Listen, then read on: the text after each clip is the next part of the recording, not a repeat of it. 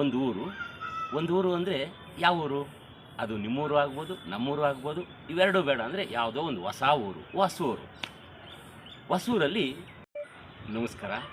ನಾನಿವತ್ತು ಈ ಕೊಡೆಯ ಬಗ್ಗೆ 2 ಕತೆ ಹೇಳೋಣ ಅಂತ ಬಂದಿದ್ದೀನಿ. ಅವು ತುಂಬ ಚಿಕ್ಕ ಕತೆ. ಅದರಲ್ಲಿ ಒಂದು ಕತೆ ಯಾವುದಪ್ಪ ಅಂದರೆ, ಒಂದು ಊರು ಅಂದರೆ ಯಾವ ಊರು? ಅದು ನಿಮ್ಮೂರು ಆಗ್ಬೋದು, ನಮ್ಮೂರು ಆಗ್ಬೋದು. ಇವೆರಡೂ ಬೇಡ ಅಂದರೆ ಯಾವುದೋ ಒಂದು ಹೊಸ ಊರು, ಹೊಸೂರಲ್ಲಿ ಮಳೆ ಬಂದಿರಲಿಲ್ಲ.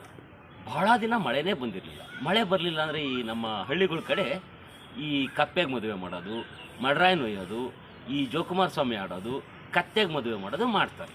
ಆ ಊರಲ್ಲೂ ಕೂಡ ಒಂದಿನ ಕತ್ತೆಗೆ ಮದುವೆ ಮಾಡೋದು ಮಳೆ ಬಂದಿಲ್ಲ ಅನ್ನೋ ಕಾರಣದಿಂದ ಅಂತೇಳಿ ದೊಡ್ಡವರೆಲ್ಲ ತೀರ್ಮಾನ ಮಾಡಿ 2 ಕತ್ತೆ ಹಿಡ್ಕೊಂಬಂದು ಒಂದು ಕಡೆ ಎಲ್ಲರೂ ಊರಿನ ಜನ ಎಲ್ಲ ಸೇರ್ಕೊಂಡಾಗ ಇನ್ನೇನು ಕತ್ತೆಗೆ ಮದುವೆ ಮಾಡಬೇಕು. ಒಬ್ಬ ಹುಡುಗ ಬಂದ.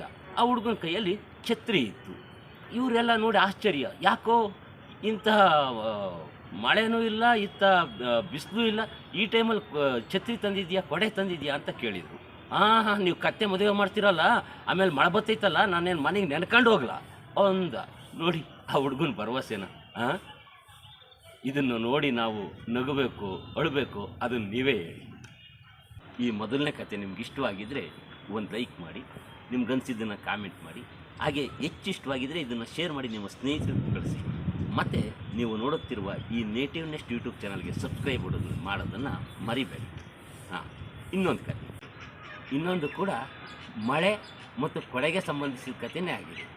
ಏನಪ್ಪ ಅಂದರೆ, ಆ ಊರಲ್ಲಿ ಅದೇ ಊರು ಹೊಸೂರಲ್ಲಿ ಇನ್ನೇನು ಮಳೆ ಸ್ಟಾರ್ಟ್ ಆಗುವ ಸಂಭವ ಇತ್ತು.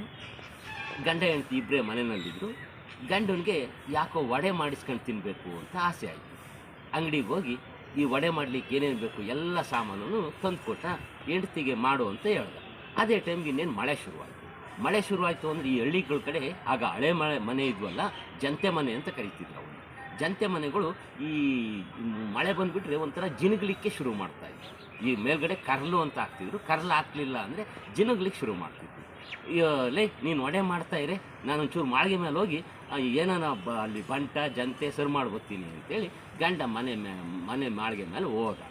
ಮನೆ ಮಾಳಿಗೆ ಮೇಲೆ ಹೋದ. ಮಳೆ ಬರಲಿಕ್ಕೆ ಶುರುವಾಯಿತು. ಇವನು ಅಲ್ಲೆಲ್ಲ ಮಾಳಿಗೆ ಮೇಲೆ ಕ್ಲೀನ್ ಮಾಡ್ತಾ ಇದ್ದ. ಕ್ಲೀನ್ ಅಂದರೆ ಅದನ್ನು ಎಲ್ಲಿ ಸೋರ್ದೈತ ಅದನ್ನು ಸ್ವಲ್ಪ ಕ್ಲೀನ್ ಮಾಡ್ತಾ ಇದ್ದ. ಇದೇ ಟೈಮ್ಗೆ ಸ್ಕೂಲ್ ಬಿಟ್ಟಾಗ ಹುಡುಗರು ಆ ಕಡೆಯಿಂದ ನಡ್ಕೊಂಬರ್ಬೇಕಾದ್ರೆ ಎಲ್ಲರ ಕೈಯಲ್ಲೂ ಕೂಡ ಕೊಡೆಗಳಿದ್ವು. ಇವನು ಅದನ್ನು ನೋಡ್ದ. ಅರೆ ಸ್ಕೂಲ್ ಹುಡುಗರಿಗೆಲ್ಲ ಕೊಡೆ ಅದನ್ನು ನಾವು ನೆನಪಿ ಕೇಳಿಸ್ಕೊಂಡು ಮನೆ ಮಾಳಿಗೆ ಮೇಲೆಲ್ಲ ಸ್ವಲ್ಪ ಕ್ಲೀನ್ ಮಾಡ್ದ. ಮತ್ತೆ ವಡೆ ತಿನ್ನೋಣ ಅಂತೇಳಿ ಕೆಳಗಡೆ ಬಂದು ಹೆಂಡ್ತಿ ಕೇಳ್ದ, ವಡೆ ತಗೊಂಬಂದು ಕೊಡೆ ನನಗೆ ಅಂದ. ನೀವೇನೇ ಮನೆ ಮಾಳಿಗೆ ಮೇಲೆ ನಿಂತ್ಕೊಂಡು ಹೇಳಿಲ್ವಾ ಸ್ಕೂಲ್ ಹುಡುಗರಿಗೆಲ್ಲ ಕೊಡೆ ಅಂತಾನೆ. ನಾನೇನು ಮಾಡಿದೆ, ಎಲ್ರಿಗೂ ವಡೆ ಕೊಟ್ಟು ಎಷ್ಟು ಮಾಡಿದ್ನೋ ಅಷ್ಟು ಜನ ಹುಡುಗರಿದ್ರು, ಎಲ್ರಿಗೂ ಖಾಲಿ ಆದ್ವು. ನಾನೇನು ಮಾಡೋದು ಅಂದು. ಇವನಿಗೆ ಮುಂದೆ ಮಾತಾಡಲಿಕ್ಕೆ ಏನು ಒಳಿಲೇ ಇಲ್ಲ. ಈ ಕೊಡೆಯ 2 ಕತೆ ನಿಮಗೆ ಇಷ್ಟವಾಗಿದ್ದರೆ ಈ ವಿಡಿಯೋಗೆ ಒಂದು ಲೈಕ್ ಮಾಡಿ. ಹಾಗೆ ನಿಮ್ಗೆ ಏನು ಅನ್ನಿಸ್ತು ಅಂತ ಕಾಮೆಂಟ್ ಮಾಡಿ. ಈ 2 ಕತೆ ನಿಮ್ಗೆ ಹೆಚ್ಚು ಇಷ್ಟವಾಗಿದ್ದರೆ ಇದನ್ನು ಶೇರ್ ಮಾಡಿ ನಿಮ್ಮ ಸ್ನೇಹಿತರಿಗೂ ಕಳಿಸಿ.